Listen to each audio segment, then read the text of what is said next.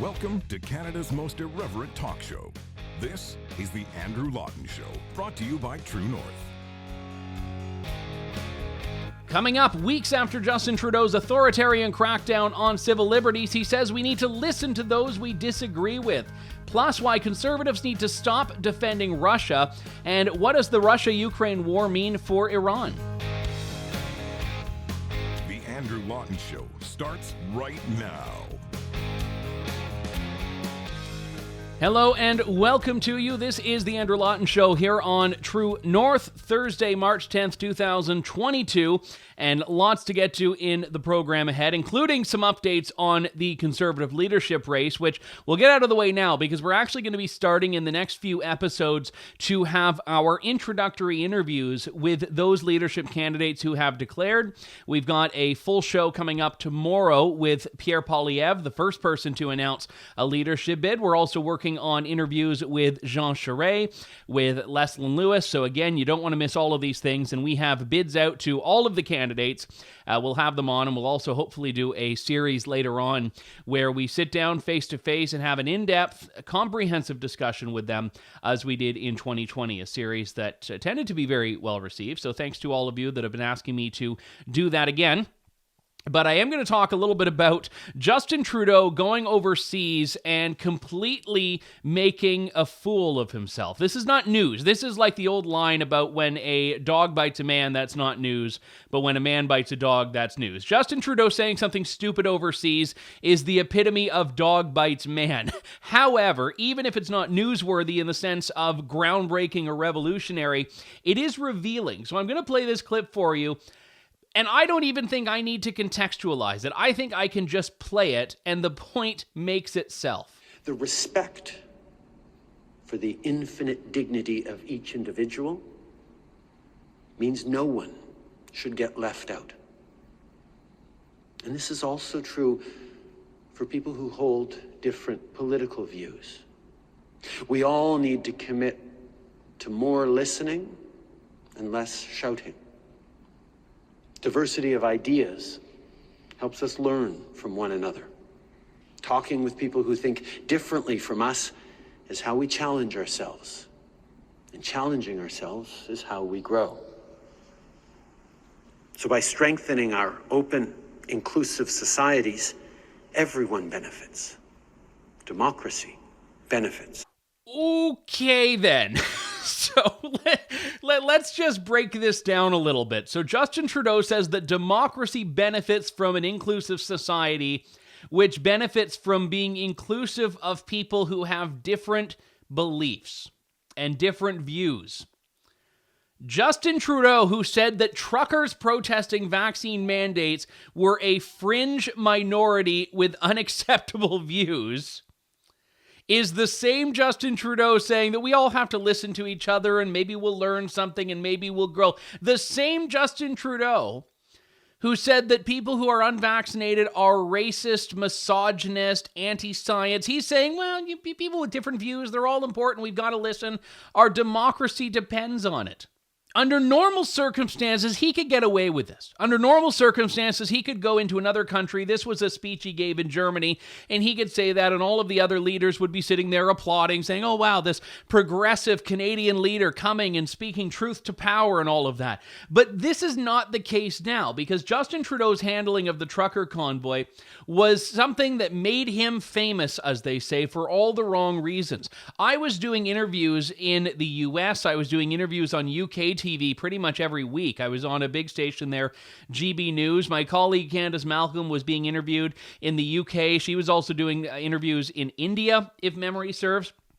So around the world, people were paying attention to this authoritarian crackdown that Justin Trudeau was doing. And it was that crackdown that led to other leaders looking around and saying, well, I guess we have justification to do the same thing here, like the way Emmanuel Macron responded to the attempt at a trucker convoy in France, which they didn't even allow to get off the ground because they figured, okay, yeah, if we're just allowed to go in and start breaking windows, that's what we're going to do.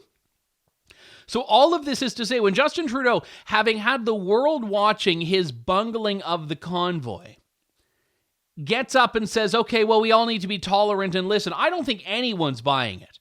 and no one should be buying it, but more importantly, I don't think anyone is buying it. And this is a guy, remember, and I know I've said this a number of times in the show, but he came onto the stage and said Canada's back. He thought he was going to single-handedly restore Canada's reputation in the world, which he thought had been harmed under Stephen Harper. Now, we know with the benefit of hindsight that this wasn't in fact the case. All of Justin Trudeau's grandstanding, the hobnobbing, standing elbow to elbow with every tin pot dictator he could find to whip votes for a Security Council seat didn't even work. Canada didn't even come close. So this idea that Canada is asserting itself as the middle power, this idea that Justin Trudeau is taken seriously, just isn't true. And in this case, people around the world are probably rolling their eyes, but people in Canada certainly should be mortified by this. How dare you stand up and give people lectures on the importance of respecting diversity of thought, diversity of opinion, when you're the government and you're the party and you're the leader who maligns people you disagree with? I mean, let's go back years. Let's talk about the greatest hits here. This is the guy who banned people who are pro-life from serving as Liberal MPs. This is the guy who insults and maligns anyone who disagrees with him, not just on vaccination, but on mandatory vaccination, on vaccine mandates. This is a guy whose health minister accused anyone that criticized China's role in this of being a conspiracy theorist. This is a guy who routinely resorts to name-calling against his political opponents. I've got a thick skin. I don't take it personally. But I do think that anyone looking at this should be mortified at just the sheer brazenness of him claiming that he is above debate, above discussion, above discord, because he just views everyone as one. He just views inclusivity as being so pivotal to democracy. He's not particularly interested in diversity of thought or in democracy, as we've seen in the last month. So this was, again, a speech where I said earlier that it spoke for itself and I didn't need to add commentary, but every time I listen to it, I get a bit ranty, so that's why you've gotten the commentary on this nonetheless. But the one thing I would say is that I don't think at this point anyone is being fooled by it. I don't think that anyone is buying it. And certainly I don't think anyone should be buying it. One thing I want to spend a couple of moments talking about here is the Western perception of Russia and Ukraine. And I mentioned the day this broke that I'm not in Ukraine right now. I'm not in Russia. I'm not going to pretend to give you on the ground. And in fact, I've been avoiding covering some parts of this because it's very difficult to filter through a lot of what is coming out there, because everything in a war is through the lens of propaganda. And it can be true, something can be true, but still used for propagandist purposes. So there's a big challenge there. A lot of stuff has come out that you look at that and be like, wow, that's incredible. And then you realize, oh, that's a video from, 14 years ago or something like that. And even well-meaning people that are trying to get the facts in the ground and trying to report on the raw footage and so on. So I've always taken the view that I'm not going to report on things that I'm not interested in, and I'm not going to report on things where I don't feel I can provide the best information. This is a case where I'm very interested in it, but a lot of it is in that second column where I just can't give you the best, most up-to-date information, so I've been focusing on some other things. But there are some areas where I am going to get involved. And one thing that I can talk about is the Western perception to this, the Western response to this.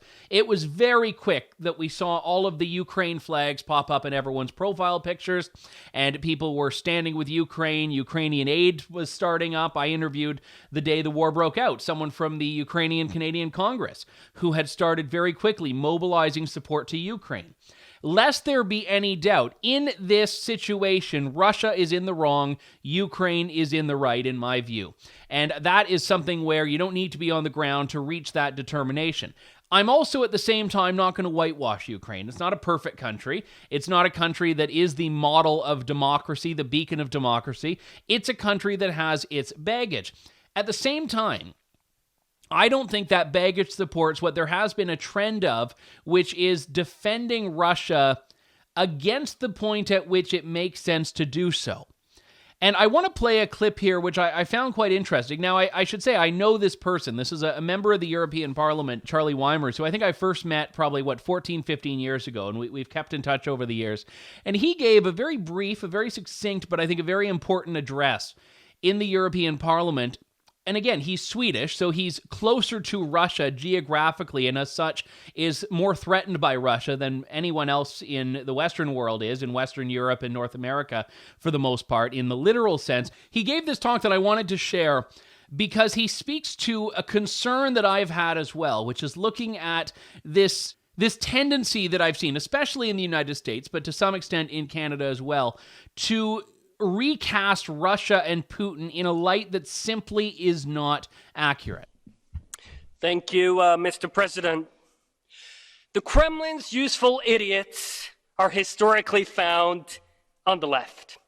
It saddens me that some on the right have become infatuated with Putin's pretend conservatism. All conservatives should know that Putin is not a traditionalist bulwark standing up against the weak, woke West. Putin has built a morally bankrupt system. Systematic bribes, corruption, killings, stealing, lies, and now sending Russia's youth to die while killing their Slavic brethren. Is Putin defending Christendom by using fanatical Chechen Islamists and Syrian mercenaries in Ukraine? Forcing 1.5 million people away from their motherland and tearing families apart? Is that in line with family values and respect for the love of one's home? What about love thy neighbor? Is cluster bombing residential areas compatible with the commandment, thou shalt not kill? Wake up. Imperialism is the antithesis to free nations. Thank you.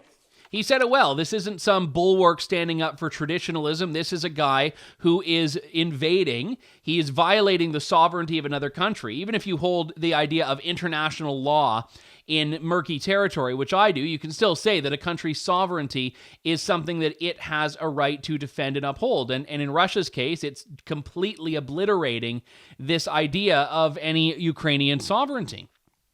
And this idea of denazification, this idea of, democratizing Ukraine or whatever the case is absolutely nonsense. Even if you want to point to a sect of the Ukrainian population that has a radicalism of some kind and has neo-Nazi sympathies or whatever, that's wrong, and that's a Ukrainian domestic issue to deal with. That's not the issue of another country.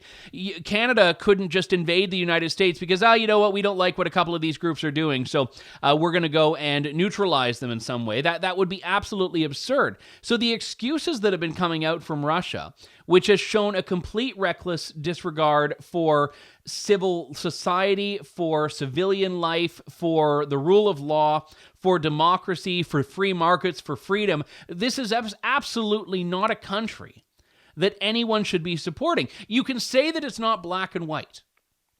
You can say that it's not black and white and that, Ukraine isn't the hero and Putin isn't the villain 100%. But you're absolutely not going to get me to say that Putin is in the right here. And I've seen a great deal of frustration emerge from some people that are looking and saying, how did it come that, 30 years after the Cold War ended, Russia is somehow sympathetic to a lot of people on the right? So that's my thought on this. I do want to talk about this in a little bit more depth about a specific angle that's emerged here. And I should say the timing of this was somewhat coincidental. Iran, which is a country I do know a lot better than I know the history of Russia-Ukraine, is a country that has always tried to be pursuing legitimacy and regime survival. These are the two primary roles, and this is why the Iran nuclear deal was so important to Iran, because they were getting not just legitimacy and engagement with the West, but also boatloads of cash. This was all coming from Barack Obama's government. Well, the Iranian nuclear deal is dead. Donald Trump killed it off. Iran has been trying to revive it in some way, but they've been going back and forth on this. They now see, coincidentally, Russia as being their best ally in this, because Russia has always been a semi-Western power. The problem is here, Russia is now embroiled in war with Ukraine. So if Iran was trying to look at a conduit to the West through Russia, this is not exactly the best time to do it. But it just so happens that these negotiations have been coming up quite recently. Last week in Vienna, there were talks between the Iranian delegation and the Russian delegation, which it seemed like were going in a particular direction. And then at the end of it, Russia was making some demands of Iran. Iran was making some demands of Russia. And they went home with this still very much in limbo. But I want to talk about this because there is a significant dimension, I think, of the global picture here that we're missing, which is where the battle lines are going to be drawn. I mean, we saw in the Cold War this idea of the East versus the West, NATO versus the Warsaw Pact. And Russia has been a fair bit more isolated from the world, considerably more isolated from the world, even from its historic allies, in the course of its invasion of Ukraine. And then you look at the Iran side of things, that puts Iran in a somewhat tricky spot as well. Joining me now is Alireza Jafarzadeh, who is the Deputy Director of the Washington office of the National Council of Resistance of Iran. Alireza, good to talk to you, sir. Thanks for coming on today. Thank you so much, Andrew. Great pleasure to be on your show. So obviously, the world has been paying attention to what's been happening between Russia and Ukraine. I want to turn a little bit to a story that developed on the margins of this, which is the talking between Russia and Iran, specifically over Iran's pursuit of a nuclear deal with the rest of the world here. Now, I know there have been a number of changes here.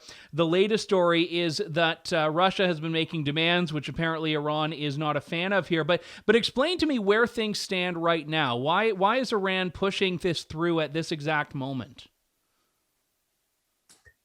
Well, the reason the Iran regime has come to the negotiating table in Vienna is because they are in big trouble inside Iran. And the issue is not just the nuclear talks. There is a bigger ditch and hole that the Ayatollahs are in.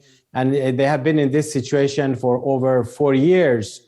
And that's the internal situation in the country, the uprising, the protests. Since early 2018, there have been 8 major rounds of uprisings and protests all over the country, some of which, like in November 2019, led to the murder of 1,500 protesters who had participated in demonstrations over 200 cities. As we speak, the protests continue in different forms. The different sectors of the Iranian society are involved, from teachers to peasants and farmers to workers, students, women activists. They're all involved. They have rejected this regime in its entirety. The regime itself conceded during the latest round of so-called presidential elections that the majority of the Iranian population stayed away from the ballot box. And remember, in Iran, it's not voluntary for you to participate in the election. It's mandatory. They stamp your ID when you participate in the elections. And that ID is needed if you want to get a job, if you want to get to college, anything you want to do, you need that stamp. Yet the majority of the population stayed away. Clearly, the population of Iran have rejected this regime. And under such circumstances, the regime has come to the negotiating table. And all they're looking for is lifting the sanctions. They don't want to change their behavior. They don't want to abandon their nuclear weapons program. They don't want to put aside their terrorism and the intervention in the internal affairs of other countries in the region. All they are interested in is lifting the sanctions that is hurting the resources of the IRGC. And they say it publicly. They say this new round of talks is not about anything else. It's about lifting the sanctions. And that's where things have gotten stuck. Yeah, and that was, I think, the interesting attachment to the Russia situation here, because Russia is wanting to make sure that I know, obviously, Russia's facing its own sanctions right now, but Russia was saying it doesn't want to be affected by the sanctions against Iran. So I have to just, again, go back to the why now. Why is this coming up now? And why does Iran see this moment as being its best opportunity to restore this deal?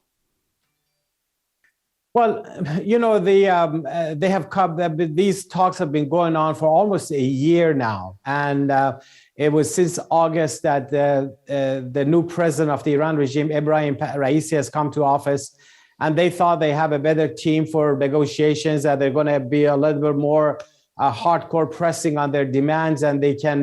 They were actually counting on the inaction or the conciliatory approach of the P4+1. That's what they were counting on. But what has happened over the past roughly 2 weeks is that since the unjust war on Ukraine that happened about 2 weeks ago, things have affected this whole situation in Vienna, because the Russians, who are the main target of all the sanctions right now by the whole world, and even the United States and UK and other countries are imposing sanctions on their oil and gas industry. And there's a lot of condemnations coming from all over the world against this invasion of Ukraine and in support of the Ukrainian people. Guess what? The Ayatollahs have found themselves on the side of the Russians. They sided with the invasion early on, the very first day. And they said it was the United States to blame. It was the fault of the NATO that led to the situation as we see in Ukraine. So they heavily counted and invested on the Russians, hoping that aside from the alliances they've had with Russia, hoping that they would be able to help them during the negotiations. And practically the lead negotiator had become Russia, representing the United States and pretty much all the other, European nations who are involved in this. And then the Russians, who were under pressure themselves, wanted to carve out their own interest here, saying that any sanctions on Russia should not affect their relationship with the Iranian regime. In other words, they wanted a way to circumvent the sanctions and be able to have exchange with the Iranian regime. And of course, that's not going to be accepted by the rest of the world. So that was like a wrench into this whole thing. And that's why the regime in Tehran has found itself in a troubling situation, because they thought that they can take advantage of what happened in Ukraine while everyone is focusing on the situation in Ukraine. They can get away with things, they can get the concessions that they want, and suddenly things have gotten stuck. And I don't know what's going to happen in the next step, but so far it hasn't really gone the way the Ayatollahs wanted it. No, and I think that's an important point here. I want to go back, Alireza, to Ebrahim Raisi, who you mentioned a few moments ago. The Iranian regime, we know, and we've talked about it on this show, oftentimes likes to put a face forward that is not the Ayatollah to make itself look like it's ready to engage with the West and be conciliatory. Oftentimes they don't do particularly well at this, but they try to. Raisi is not that guy. Here's a man who is not only a hardliner, a puppet of the Ayatollah, but also someone who quite literally has blood on his hands. Thousands and thousands of people executed at his hand going back decades in Iran. So why on earth would the Ayatollah think that this was going to be the guy who could represent Iran to the world and re-engage and get the countries of Europe and the United States back on board? Well, Andrew, that's a great question. The conventional wisdom would say that he is the worst person to have, to go out, to be your face of the regime, to negotiate, to do anything. But the selection, and I emphasize on that word because Raisi was handpicked by the supreme leader to become the next president of the Iranian regime. And it wasn't out of a choice. It was out of absolute desperation. Supreme Leader Khamenei had no choice but to pick Raisi. Why? Because the main problem that he wanted to solve was internal. He was facing continued protests and uprising on the part of the Iranian people. Particularly the organized opposition was heavily involved in both organizing and directing and ensuring the continuity of these protest acts. The main opposition namely the Mujahideen Khalq, also known as the MEK, has been in the forefront of these protests, and they have their own what they call resistance units formed in Iran since the uprisings started. And people now are familiar with the term resistance units, because that's when you look at Ukraine, you see the Ukrainian people forming their own resistance units to fight the occupation of their country. And you see how powerful those units can be, even against a very heavily equipped and well-funded military. Exactly, and you know, everyone gave like no chance whatsoever to the Ukrainian army, to the Ukrainian people, and they thought, you know, the Russians, who have the second best, perhaps most, best equipped and well-trained army in the world, could easily in 48 hours or whatever can take over everything. That didn't happen, primarily because of the role of the way the people stood up, the way these resistance units and the army fought back against the Russian invasion. And the supreme leader have been thinking about this problem that he has been facing in Iran. He knows the capabilities of this movement. He knows the sentiment of the population. He has seen how people have been chanting death to Khamenei, death to the dictatorship, all throughout these demonstrations. He has seen that even killing 1,500 people in point blank range and in the streets and killing them didn't end the protest. So what's the solution? The solution is bringing someone who would act as a hammer, who would leave no mercy whatsoever, who would have a track record, a background to be able to suppress the main force leading the protest, which is the MEK, and that was Raisi. And as you said, Raisi is only known because he was heavily involved in the 1988 massacre of as many as 30,000 political prisoners in a matter of few weeks. None of these political prisoners were already sentenced to death. They were just simply serving their term. And they, based on a fatwa, a religious decree issued by then Supreme Leader Khomeini against the MEK, saying anyone who is in any way associated with this movement and remains committed and loyal to this movement in the prisons need to be killed. And he appointed a 4-member, what they call death commission. And Ebrahim Raisi was one of the members of that death commission in 1988, who interviewed every single prisoner, asking them only one question: what is your political affiliation? And if they said it's the MEK, that was the end of it. They would lead them to a different direction. At the end of the hallway, they would hang them right away. So this is the track record of Raisi. All his life, since he was only 19 years old, he was involved in the judiciary system. He was the prosecutor of Karaj at the age of 20. And Karaj is not a small town. It's the 4th most populated city in Iran. His job was to put people in jail and kill them at the early age. He has no education. He has no other experience whatsoever. Eventually, he rose to the ranks of the regime as the judiciary chief. And during the 2019 uprisings in Iran, when 1,500 people, at least 1,500 people were killed, Ebrahim Raisi was the judiciary chief. So he's the guy that Khamenei needed to bring in at the helm so that he can confront the protests. The other purpose of bringing him was that he needed the sanctions lifted. And he thought by having Raisi, who would, draw clear red lines and, would be defiant and would keep asking the Western nations to give more concessions to the Ayatollahs, maybe this is the guy who can accomplish that. But also at the same time, when it comes to the nuclear issue, the plan of the Iran regime was to rush to the bomb. It's not just, even though temporarily in the short run, they wanted sanctions lifted, but their real goal is to develop the nuclear weapons program. And the way all the things are shaping up, that's the direction that they're taking. Yeah, and I guess just to bring it back to the Russia issue that we started talking about here, Iran needs allies. If they're going to be facing sanctions from the West, they need allies. And you're right, in some way, they may find that Russia is the only friend they can find in this climate. And yes, and the Russians have their own interests as well. So that's why the Russians want something that is not acceptable to the Ayatollahs, it's not acceptable to the rest of the world.